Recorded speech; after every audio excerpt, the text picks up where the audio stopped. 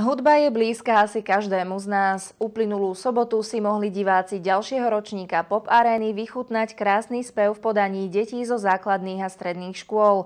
Tak ako ostatné ročníky, aj tento rok si záštitu nad podujatím zobralo na starosť Centrum voľného času v Galante. Regionálna súťaž interpretov populárnej piesne má v Galante dlhodobú tradíciu. Svoje brány tento rok otvorila už po 17. krát. 10 súťažiacich vo veku od 6 do 18 rokov sa na základe podaných prihlášok postavilo na pódium pred odbornú porotu.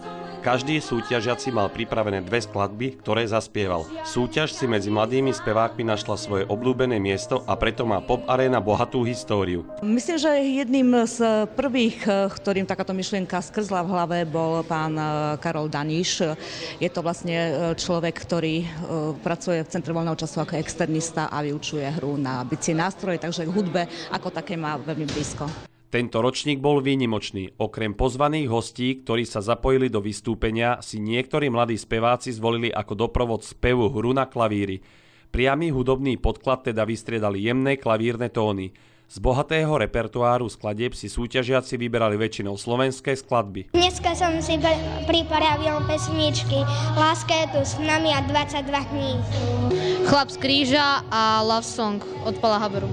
Karel Gott Trezor a Manifaktor vrát trochu lásky medzi nás. Stačí si prijať od Zuzany Smatanovej a Stonka od Kristíny. Speváci svojím spevom narobili mnoho vrások na